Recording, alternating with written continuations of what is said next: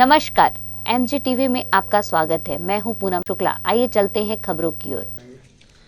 मैं जब 7 वर्ष की थी तब से मैं श्रीमद् भागवत कथा कर रही हूँ और राम कथा कर रही हूँ।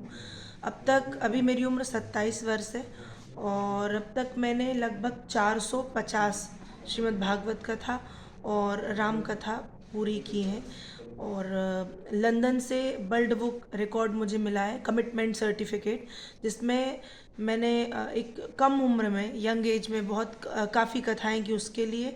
साथ ही साथ कोविड के टाइम पे काफ़ी सहायता प्रदान की पेशेंट्स को, इसलिए मुझे ये सर्टिफिकेट मिला है। ये 7 वर्ष की उम्र में कहाँ से ऐसी प्रेरणा मिली कि आपने भागवत शुरू किया? मेरे पिताजी श्रीमद् भागवत की कथा करते थे और बड़े बड़े यज्ञ करते हैं। पिताजी ने वाल्मीकि रामायण में पीएचडी की हुई है, तो ये प्रेरणा पिताजी से ही मिली और अध्ययन पिताजी ने ही कराया। पहले भागवत का क्या अनुभव रहा आपका? देखिए, बचपन में तो ये था कि सिर्फ पढ़ना है और बोलना है, लेकिन जैसे जैसे उम्र बढ़ती गई, अनुभव हुआ, तो अनुभूति हुई कि इससे बड़ी कोई कृपा नहीं हो सकती कि आप खुद कथा करें और लोगों को भी इस रस में डूबने की प्रेरणा दें, अपने धर्म का, अपनी संस्कृति का प्रचार करें।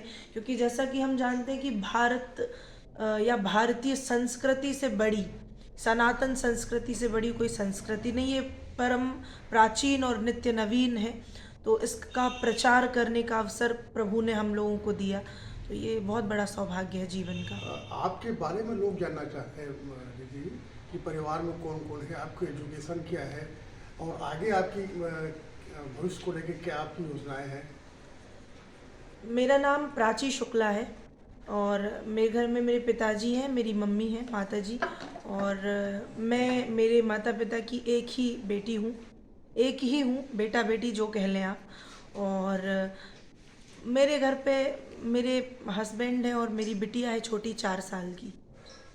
और भविष्य को लेके तो पहले तो जब मैं 12th में थी तब मुझे लगा था कि मुझे आईएएस की प्रिपरेशन करनी चाहिए। तो कुछ लगभग 1 वर्ष मैंने आईएएस की प्रिपरेशन की, लेकिन फिर सोचा कि नहीं, मैं जहाँ हूँ वो स्थान सबसे ऊंचा है। तो मैंने नॉर्मल एमए किया सोशलॉजी से और अब पीएचडी करने का सोच रही हूँ। पाश्चात्य संस्कृति के साथ साथ आप जैसे लोग जो है सनातन संस्कृति को देश में विदेश में फैलाते जा रहे हैं, आपको क्या लगता है कितने प्रतिशत लोगों पर इसका प्रभाव पड़ता होगा? देखिए, पश्चिमी संस्कृति का प्रभाव भारत पर काफ़ी पड़ा है, बहुत ज़्यादा। आज हमारी यंग जनरेशन पे इसका प्रभाव बहुत ज़्यादा पड़ा है, लेकिन माता पिता को ये कोशिश करनी चाहिए कि वो बचपन से अपने बच्चों को कॉन्वेंट में डालते हैं, वो ठीक है, अच्छी बात है। एक आज का परिवेश ऐसा है, आधुनिक युग, की शिक्षा ज़रूरी है और मॉडर्न शिक्षा ज़रूरी है, मतलब इंग्लिश ज़रूरी है। लेकिन कहीं ना कहीं माता पिता बचपन से अपने घर में ये नियम बनाएं कि वे खुद रामचरितमानस का पाठ करें, अपने बच्चों को पढ़ाएं। क्योंकि अभी 2018 में मैं खुद यूरोप गई थी, मैंने लगभग 1 महीने यूरोप प्रवास किया और 5 देशों में, जर्मनी में, इटली में, बेल्जियम में और नीदरलैंड में रह के मैंने श्रीमद् भागवत कथा की। तो मैंने देखा कि यूरोप के जो लोग हैं वो भगवान कृष्ण के भक्त हैं, वो भारतीय संस्कृति को अपना रहे हैं, और हम इस अपनी परम प्राचीन संस्कृति को छोड़ के पश्चिमी संस्कृति अपनाने जा रहे हैं। ये बहुत बुरी बात है। आज भी जर्मन की जो सबसे बड़ी लाइब्रेरी है जर्मनी में, हमारे चारों वेद वहाँ पर सुरक्षित करके रखे गए हैं और वो लोग वेदों को पढ़ते हैं, वेदों को पढ़ के वहाँ नीतियाँ बनाई जाती हैं और हम वो चीज़ों को छोड़ रहे हैं। तो माता पिता को ये बच्चों को समझाना चाहिए कि रामचरितमानस का पाठ करें, श्रीमद् भगवद गीता का पाठ करें। आज हमारे घर में स्थिति ऐसी है कि बच्चों को पता नहीं होता कृष्ण कौन है, राम कौन है, ये हमें बताना पड़ेगा। तो मेरा निवेदन है कि आप बच्चों को ये, आप भी, आपके माध्यम से ही ये बातें पहुंचेंगी समाज में, मीडिया के माध्यम से आपका बहुत बड़ा योगदान है धर्म को बढ़ाने में, तो आप सब पहुंचाएं इस बात को आगे। इस सांसारिक जीवन में हम क्या क्या कह सकते हैं, कौन व्यक्ति सुखी है? सुखी तो बहुत सारे लोग हैं, किसी को धन से सुख मिलता है, किसी को मान सम्मान से सुख मिलता है, किसी को पढ़ के सुख मिलता है, किसी को राजनीति में सुख मिलता है। लेकिन ये जो सुख है ये थोड़े देर के होते हैं। जब तक वो साधन है तब तक सुख है, लेकिन एक समय के बाद ये सुख समाप्त होता है। तो मुझे ऐसा लगता है कि हम संसार में रहते, मैं भी हूँ, मुझे भी पढ़ना अच्छा लगता है, घूमना अच्छा लगता है, और सब संसार के लोग हैं तो सारी संसार की चीज़ें अच्छी लगती हैं। लेकिन जो सबसे बड़ा सुख है, जो कभी समाप्त होने वाला नहीं, वो केवल भगवान के नाम में है। तो भगवान के नाम को सबको लेना चाहिए और संसार में जीवन जीते हुए भगवान नाम का सहारा लें, यही सबसे बड़ा सुख है। पहले कहा जाता था कि धर्म जो है राजनीति को चलाती है। अब थोड़ा सा उल्टा लोगों की थिंकिंग हो गई या सोच हो गई कि राजनीति जो है धर्म को संचालित कर रही है। बिल्कुल गलत है। धर्म राजनीति को पहले भी चलाता था और धर्म राजनीति को आज भी चलाता है। राजनीति का धर्म हो सकता है पर धर्म की राजनीति नहीं हो सकती। धर्म सर्वोपरि था, धर्म सर्वोपरि है, धर्म सर्वोपरि रहेगा। और जो ये कहें कि धर्म मतलब राजनीति से धर्म चलता है तो वो पागल ही है, क्योंकि धर्म परम प्राचीन है, राजनीति तो बाद में है। तो धर्म नीति श्रेष्ठ है और धर्म नीति के साथ जो राजनीति करेगा वो आगे बढ़ता जाएगा। आज के परिवेश में धर्म की समुचित व्याख्या क्या होगी? धर्म की बहुत सारी परिभाषाएं हैं। आज सबसे पहले तो हमारे शास्त्र कहते हैं धर्मो रक्षति रक्षिता, धर्म हमारी रक्षा करता है। दूसरी चीज़ वही है कि धार्यति धर्म, जिसे जीवन में धारण किया जाए वही धर्म है। तो देखा जाए तो धर्म तो बहुत से, माता पिता की सेवा धर्म है, गुरुजनों की सेवा धर्म है, और समाज की सेवा धर्म है, और संतों की सेवा धर्म है, गौ सेवा धर्म है, भंडारा भोजन लंगर इत्यादि की व्यवस्था करना धर्म है। ये सब धर्म है। हर ग्रंथ में धर्म के अलग अलग रूप बताए गए। लेकिन यदि पूछा जाए तो मेरे अनुसार कपट रहित व्यवहार, छल ना हो, कपट ना हो, आप जैसे भीतर से हो वैसे ही बाहर से रहो, वही धर्म है, मुझे ऐसा लगता है। पिछले कुछ दिनों से कथावाचक को लेके या साधु संतों को लेके, उनके कर्म या उनके विवादित बोल को लेके थोड़ा सा उनके सम्मान में कमी आई है, ऐसा आपको लगता है क्या? देखिए, मुझे ऐसा नहीं लगता। दूसरी चीज़ ये है कि आज लोग कहते हैं कि कथा को लोगों ने धंधा बना लिया है। मैंने ये सुना है काफ़ी। तो मैं ये पूछना चाहती हूँ लोगों से, ठीक है हम कथा करते हैं, हम ब्राह्मण हैं, हमें तो भगवान ने बचपन से ये अधिकार दिया, जन्म से ही अधिकार दिया कि हम लोगों को शिक्षा दें, कथा के माध्यम से, अपने पूजन के माध्यम से, अपनी पद्धति के माध्यम से।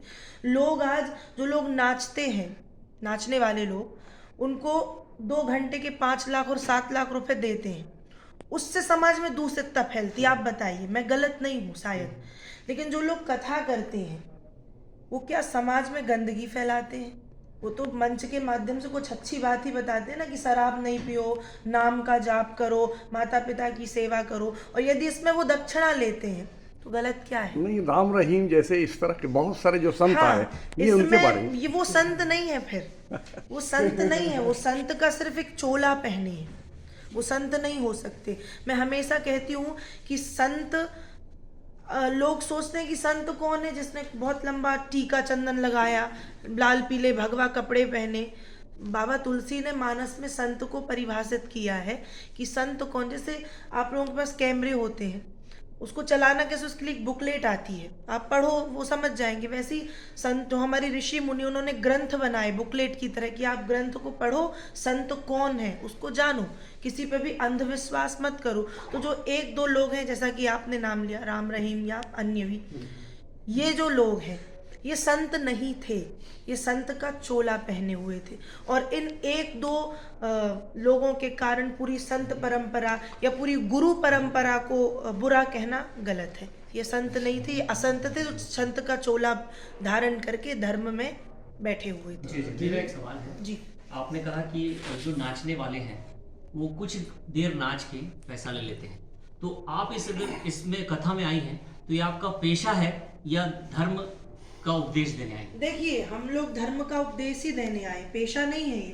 पर हमारे साथ टीम चलती है, लगभग 15-16 लोगों की टीम, सभी के परिवार जुड़े हैं।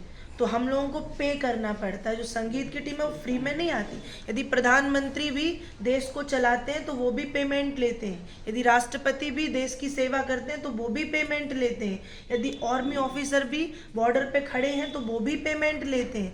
तो यदि हम लोग धर्म का प्रचार करके कुछ मतलब दक्षिणा स्वरूप कुछ लेते हैं तो उसमें गलत क्या है? हमारे साथ भी खर्च क्या होता होगा आपके आयोजन का? अब वो उनसे पूछिए। आपका आप जो पेमेंट का आप बताएं ना, तो आपका पेमेंट क्या होता होगा?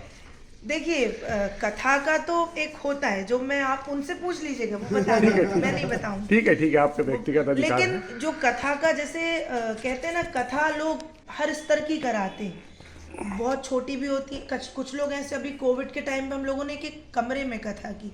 अब कुछ लोग बड़ा पंडाल बनाते हैं कि काफ़ी लोग उसका लाभ ले सकें, फिर उसमें झांकियाँ भी होती हैं, उसमें फिर उत्सव भी होते हैं, तो उस हिसाब से खर्च आता है लोगों का। जी, एक सवाल था हमारा कि घर में गीता रखो, महाभारत मत रखो, ये प्रायः सुना और देखा जाता है, तो इसका क्या अब अर्थ निकाला जाए कि इसका गीता कोई रखो? अर्थ नहीं निकाला जाए, ये फालतू की बात है कि घर में गीता रखो, महाभारत ना रखो। क्योंकि महाभारत ही एक ऐसा ग्रंथ है जिससे श्रीमद् भागवत जी का बीजांकुरण हुआ है।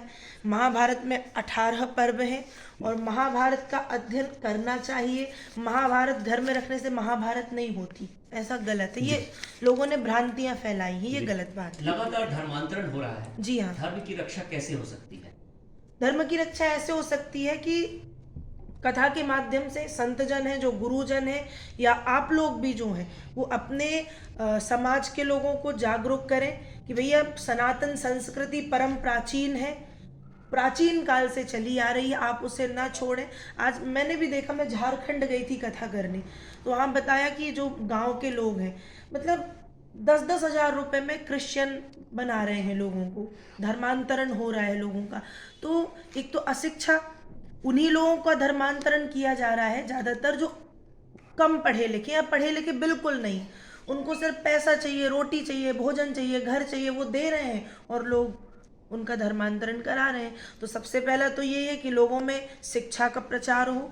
दूसरी बात, हम अपने धर्म ग्रंथों का प्रचार करें, लोगों को बताएं कि हमारे धर्म से बड़ा कोई धर्म नहीं है, इसलिए किसी अन्य धर्म में बिल्कुल ना जाएं थोड़े से लालच के कारण। बहुत सारे पीठ है, शंकराचार्य जी के 4 पीठ है जी। और भी वैष्णव धर्मावलंबी है, रामानुजाचार्य है। तो ये जो लोकार्पण हुआ है काशी विश्वनाथ में, तो एक नया विवाद शुरू हो गया है कि ये सारे जो लोकार्पण हैं, क्योंकि देव विग्रह 104 मिले हैं पुराने घरों में, तो उनकी प्राण प्रतिष्ठा होती है, उनका लोकार्पण नहीं होता। तो मोदी जी वैसे तो पूरे विश्व में एक अच्छा काम करने वाले व्यक्ति के रूप में प्रसिद्ध हो रहे हैं, लेकिन ये जो धर्माचार्यों के हाथ से ये लोकार्पण होना था, ऐसी चर्चाएं अब चल पड़ी। इसके बारे में आपका दृष्टिकोण क्या है? काशी विश्वनाथ में कॉरिडोर का लोकार्पण हुआ है ना अभी? जी जी। इसके पहले आदि शंकराचार्य का लोकार्पण जो हो उस पर। अच्छा हाँ, जो मूर्तियां बनाई गई, हाँ। तो अब इस विषय में मैं क्या बोलूँ, अच्छी बात है लोकार्पण हुआ है, लेकिन यदि मूर्तियां निकली हैं जी, 104 जो मूर्ति। प्राचीन मूर्तियां निकली हैं, तो मुझे लगता है कि उनकी भी प्राण प्रतिष्ठा करानी चाहिए, क्योंकि मूर्तियां निकली हैं, कहीं ना कहीं वे हमारी ही, खंडित ना हो यदि वे, क्योंकि खंडित की प्रतिष्ठा तो होती नहीं है। जी। यदि खंडित ना है तो उनकी प्राण प्रतिष्ठा शायद हो जाएगी, और यदि खंडित है तो वे सुरक्षित फिर रख दी जाएंगी, मुझे ऐसा लगता है। अभी आपने राजधर्म की बातें की। जी। बहुत सारे राजनीतिक दल ऐसे हैं जो कह रहे हैं, जिन्होंने सुप्रीम कोर्ट में एफिडेविट दिया है कि राम कल्पना है, कल कहेंगे कृष्ण कल्पना है, तो फिर आपके जैसे जो भगवत सेवक है उनके मन में क्या भाव आएंगे? ठीक है, मैं मानती हूँ राम कल्पना है। जो लोग ये कहते हैं कि राम कल्पना है, गांधी जी के पद चिन्हों पे चलने वाले लोग ये कहते हैं कि राम कल्पना है, तो फिर जब गांधी जी को नाथूराम गोडसे ने गोली मारी तो उनको हे राम नहीं कहना था ना, या उनकी समाधि के उस पे हे राम नहीं लिखना था, कुछ और लिख देते जिसको वो मान रहे थे। तो ये लोग कहते हैं कि राम कल्पना है, राम कल्पना है, तो कैसे कह रहे हैं राम कल्पना है? फिर वो रह क्यों रहे हैं इस देश में जो ये कहते हैं कि राम कल्पना है या कृष्ण कल्पना है? राम और कृष्ण कल्पना नहीं है। आज भी वृंदावन में यमुना जी बह रही हैं, गिरिराज गोवर्धन, और ऐसे ऐसे इतने प्रमाण लोगों को दे दिए जाएंगे कि राम और कृष्ण कोई कल्पना नहीं है। समय काफ़ी हो गया है, मतलब भगवान श्री कृष्ण 7-8 हज़ार वर्ष पहले की बात है, तो समय काफ़ी हो गया है, लेकिन ये कल्पना नहीं है। राहुल गांधी कहते हैं कि मैं हिंदू हूं लेकिन हिंदुत्ववादी नहीं हूं, तो हम चाहते हैं कि आपके जैसे धर्माचार्य हिंदू और हिंदुत्व की व्याख्या कर दें तो जनता को बड़ी सुविधा हो जाएगी। अब मुझे आप ये बताइए कि हिंदू और हिंदुत्ववादी में अंतर क्या है? मुझे तो नहीं लगता कोई अंतर है। तो फिर ये क्या कि मैं लगेगा? हिंदू हूँ पर मैं हिंदुत्ववादी नहीं हूँ। आप हिंदू हैं तो आपको हिंदुत्ववादी होना पड़ेगा, या तो फिर आप हिंदू नहीं है जब आप हिंदुत्ववादी नहीं। तो राजनीतिक लाभ लेने के लिए ये सब कुछ होता है अब राजनीति में। ये राजनीति की भाषा बोलते हैं, इसमें मैं कुछ नहीं कहना चाहती। अभी एक और नेता है उत्तर प्रदेश के, उन्होंने कहा है कि काशी आखिरी समय में जाते हैं, जबकि हमारी जानकारी ये है कि गया जी जाते हैं। जी बिल्कुल सही है, गया जी जाते हैं अंतिम समय में। काशी के लिए तो कहा गया है अयोध्या मथुरा माया काशी कांक्षी अवंतिका पुरी द्वारावती चैव सप्तैता मोक्षदायिका। ये 7 मोक्षदायिनी नगरी हैं। काशी, द्वारिकापुरी, जगन्नाथपुरी और मायापुरी, अवंतिका, उज्जैन इत्यादि 7 नगरी हैं जो मोक्षदायिनी। इसका मतलब ये नहीं है कि यहाँ पे जाके आपको सीधे वहीं जाना है, ऐसा नहीं है। इनका दर्शन मोक्षदायक है, काशी मोक्षदायिनी नहीं है। हाँ, अंतिम संस्कार के बाद लोग गंगा जी में जरूर अस्थियां प्रवाहित करते हैं या गया जी जाते हैं पिंडदान श्राद्ध करने। काशी में तो बाबा विश्वनाथ विराजित हैं तो लोग दर्शन करने जाते हैं। आज व्यक्ति क्षणिक आवेश में आत्महत्या जैसे आत्मघाती कदम उठाता है, विशेषकर युवा वर्ग, तो इसके लिए आप क्या मानती है, कौन जिम्मेदार है इसके लिए? इसके लिए कहीं ना कहीं हमारा समाज भी और माता पिता को भी बच्चों को थोड़ा सा बनाना चाहिए, ऐसा मतलब कड़ा। आज तो मैंने कथा में भी एक दिन थोड़ी देर के लिए ये बात रखी थी कि आज लोग थोड़ा सा पता चला परीक्षा में असफल हुए तो मरने तैयार, प्रेम में असफल हुए तो मरने तैयार। तो लड़ो ना, जीवन में लाए। स्वामी विवेकानंद जी ने कहा है कि जिसके जीवन में संघर्ष नहीं है वो जीवन कैसा। तो हम माता पिता को अपने बच्चों को बचपन से लड़ना सिखाना चाहिए कि वो हर परिस्थिति का सामना कर सकें। आज माता पिता खुद अपने बच्चों को ऐसे सुकुमार बना रहे हैं कि वो परिस्थितियों का सामना नहीं कर पाते और आखिरी में वो ये कदम उठा लेते हैं। तो माता पिता ही अपने बच्चों को बचपन से ऐसी शिक्षा दें कि वे हर परिस्थिति का सामना कर सकें, संघर्ष कर सकें। प्रहलाद, ध्रुव, स्वामी विवेकानंद, छत्रपति शिवाजी, भगत सिंह और चंद्रशेखर आज़ाद की भूमि के लोग हैं हम, तो इतनी जल्दी हार कैसे मान सकते हैं? हार नहीं मानना चाहिए। सोशल मीडिया का क्रेज है आजकल लिखते हैं, लेकिन वही सोशल मीडिया पॉजिटिव तो मानते हैं पर लेकिन निगेटिविटी भी लाता है। कई घरों के घर टूट जाते हैं, बच्चे हो जाते हैं। आप क्या मानते हैं कि सोशल मीडिया कितना आवश्यक है और इसका उपयोग किस तरीके से लोगों को करना चाहिए? देखिए, सोशल मीडिया जरूरी है क्योंकि उससे तो कुछ अच्छी बातें भी हमें जानकारी, जो बातें हमें नहीं पता थी वो भी पता चलती हैं, लेकिन कहीं ना कहीं इसका दुरुपयोग भी बहुत ज़्यादा हो रहा है, बहुत ज़्यादा। तो उसके लिए गवर्नमेंट को कोई कड़े नियम बनाने चाहिए। उसके लिए हम और आप कुछ नहीं कर सकते, गवर्नमेंट ही कर सकती है कि कोई कड़े नियम लागू करे कि सोशल मीडिया के माध्यम से कोई अफवाह ना फैलाई जाए धर्म के प्रति या संस्कृतियों के प्रति या समाज के प्रति, किसी भी धर्म के प्रति। मैं केवल एक धर्म के लिए नहीं कहूँगी, किसी भी धर्म के प्रति कोई बुरी बातें ना फैलाई जाए। और सोशल मीडिया के माध्यम से हम केवल सकारात्मक बातें ही समाज तक पहुंचाएं, क्योंकि आज नकारात्मक बातें भी आती हैं, उनको सुन के हमारे जो यंग बच्चे हैं वो भी बिगड़ रहे हैं। तो उसके लिए गवर्नमेंट को कुछ अच्छा कदम उठाना चाहिए। इस बार आपके पास 2 दायित्व है, एक तो गृहस्थ का है, दूसरा धर्म का है, प्रवचन का है, तो दोनों में सामंजस्य आप कैसे बैठा पाती हैं? आप। जी हाँ, बैठ जाता है सब। मम्मी है मेरी घर पे, माता जी, तो वो मेरी बिटिया मम्मी जी के पास रहती है, तो दिक्कत कुछ नहीं है क्योंकि मैंने बचपन से इस मार्ग को चुना है। तो प्रभु ने वो कृपा की है कि लोग भी वैसे मिले हैं सपोर्ट करने वाले कि आप इस मार्ग पे चलें और धर्म का प्रचार हो सके। श्री गुरु नानक देव जी ने कहा है कि गृहस्थ में रहते हुए भी मोक्ष पाया जा सकता है। वो बिल्कुल सही बात है, बिल्कुल। अभी गुरु नानक देव जी तो हमारी 10 गद्दियों में सबसे बड़े गुरु हैं। तो गुरु नानक देव जी ने जो कहा है वो बात काटी नहीं जा सकती। जो बात उन्होंने कही है वही बात रामचरितमानस या भागवत में भी कही कि आप गृहस्थ में रह के भी बहुत अच्छे से भजन कर सकते हैं। तो ये बहुत अच्छी बात है। लेकिन उन्होंने एक चीज और कही थी कि नानक दुखिया सब संसार और आप अभी थोड़ी देर पहले बता रही थी कि तकरीबन खुशहाल हैं लोग। नहीं नहीं नहीं, मैं वो नहीं कह रही थी, मैं ये कह रही थी कि लोगों को सुख छोटी छोटी चीज़ों से मिलता है। जैसे टीवी देखोगे सुख मिलेगा, सो जाओगे सुख मिलेगा, लेकिन ये कब तक है, कब तक है ये सुख? लाइट चली गई, सुख खत्म हो गया टीवी का। तो वो सुख मिलना जरूरी है, जो नानक देव ने कहा है कि वो सुख हमें जाप से मिलेगा या भगवान नाम के कीर्तन से मिलेगा, तो वो सुख जाप से मिल जाएगा। बाकी दुख तो पूरी जिंदगी में, भागवत में है ना, जन्म दुखम, जरा दुखम, जाया दुखम, पुनः पुनः। पैदा होते से ही जो दुख शुरू होते हैं, तो मरते मरते तक दुख समाप्त नहीं होते। अरबों बार भगवत कथा हुई, अरबों बार, जी। फिर भी ये प्यास बुझती नहीं। उतनी ही भीड़ हर बार चली आती है उसको और जानने और समझने और गहरे में जाने। तो ये किस तरह की प्यास है भागवत की? ये इस तरह की प्यास है। भागवत जी में 18,000 श्लोक हैं। भागवत जी में प्रसंग भी वही के वही है, वही कृष्ण जन्म होता है, वही रुक्मणी बल्लभ विवाह होता है, वही रासलीला होती है। लेकिन फिर भी हम मतलब 460 कथा करने के बाद भी लगता है कि जब हर कथा में कुछ नयापन है, कुछ नया मिल रहा है, हम लोग बोलते बोलते एक ऊब नहीं होती, तो लोगों को सुनने में भी नहीं होगी, क्योंकि ये नित्य नवीन रस है। जो जितना इस रस में हम भीतर जाएंगे, कुछ कुछ नया मिलते जाएगा। कहते हैं भागवत का एक श्लोक है, राम कथा की एक चौपाई ऐसी है कि समुद्र की गहराई को पाया जा सकता है, लेकिन इनकी गहराई को पाना कठिन है। कर्ण की व्यथा, कर्ण की दर्द को बहुत कम उकेरा जाता है महाभारत, ये श्रीमद् भागवत की कथाओं में। तो उनकी जो पीड़ा है, उनका जो संघर्ष है, उनका जो त्याग बलिदान, वो कितना बड़ा है। देखिए, श्रीमद् भागवत जी में मुख्य रूप से भगवान श्री कृष्ण की कथा है। तो कर्ण का जो चरित्र है वो महाभारत में है। तो कर्ण के लिए तो भगवान श्री कृष्ण ने भी कर्ण की प्रशंसा की है अर्जुन से। तो कर्ण तो बहुत बड़े योद्धा थे। कर्ण के लिए बड़ी बड़ी पुस्तकें लिखी गई हैं।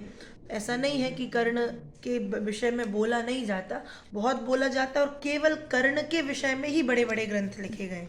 ये स्वर्गारोहण में इनकी भी एक उंगली गल गई थी। किसकी? कर्ण की। अश्वस्थामा हतो हता नरो न कुंजरो, एक झूठ शायद उन्होंने कहा था, लेकिन बताते कि वहाँ भैरव बाबा, जिसको हम स्वान बोलते हैं, युधिष्ठिर जी, वो प्योर शुद्ध रूप से वो स्वर्ग में प्रवेश किया उन्होंने, भैरव बाबा। तो उनकी कितनी महिमा है स्वान की? भैरव बाबा की बड़ी महिमा है। देवी जी जहाँ भी शक्तिपीठ स्थापित है, तो वहाँ भगवान शंकर ने एक भैरव को वहाँ पर स्थापित किया है, जिससे उस शक्तिपीठ की रक्षा हो सके। तो भैरव को माँ भगवती का एक प्रकार से द्वारपाल हम कह सकते हैं। तो जो भगवती के द्वारपाल है, उनकी महिमा तो होगी जी, काफ़ी महिमा है। व्यक्ति का मन चलायमान है, जितना भी वो धर्म की ओर जाता है, फिर भी कहीं ना कहीं भटकता है उसका मन जो है। एक बार जैसे जब भागवत कथा से उठेगा तो फिर वो अपने मूल रूप में आ जाता है। व्यक्ति को मूल रूप से शांति प्राप्त करने के लिए, मन को एकाग्र करने के लिए व्यक्ति को क्या करना चाहिए? मन चंचल है, वो बिल्कुल बहुत चंचल है। मन को बस में रखना कठिन है। कथा में भी बैठे रहते हैं तो ऐसा नहीं है कि हम पूरी तरीके से कथा में रहें। मन तो भटकता रहता है। मन को स्थिर करने का कलयुग में, वैसे हमारे बहुत से उपाय बताए गए, लेकिन कलयुग में भगवान नाम से बड़ा कोई उपाय नहीं। कलयुग केवल नाम आधारा, नाम ही एकमात्र आधार है, जिसको हम जीवन में धारण करके मन को एकाग्र कर सकते हैं। आप रामकथा भी करती हैं, लेकिन लक्ष्मण की जो पत्नी है उर्मिला, उसकी व्यथा, उसके त्याग पे चर्चा थोड़ा कम होती है। जी हाँ, मैं राम कथा करती हूँ, और ऐसा नहीं है। लक्ष्मण जी यदि लड़ रहे थे, या लक्ष्मण का जो मतलब एक दिखाया गया है, उनका क्या कहना चाहिए उसको, एक शौर्य जो दिखाया गया, वो उर्मिला के ही कारण था। कहते हैं कि लक्ष्मण जी उर्मिला से कह के गए थे कि तुम रोना मत, तुम्हारे नेत्रों से आंसू गिरेगा और मेरी शक्ति समाप्त होती जाएगी। तो ऐसी पत्नी, ऐसी पतिव्रता पत्नी की विवाह हुआ है, और तुरंत लगभग 14 वर्ष के लिए लक्ष्मण जी चले गए और कह के गए हैं कि रोना नहीं। तो उर्मिला के नेत्रों में तो आंसू हैं, लेकिन वो आंसू गिर नहीं रहे, क्योंकि लक्ष्मण कह के गए। तो उर्मिला की शक्ति से, उर्मिला के आत्मबल से ही लक्ष्मण जी ने जो किया, वो उर्मिला के कारण ही किया है। धन्यवाद। खबरें लगातार जारी रहेंगी, आप देखते रहिए MG TV।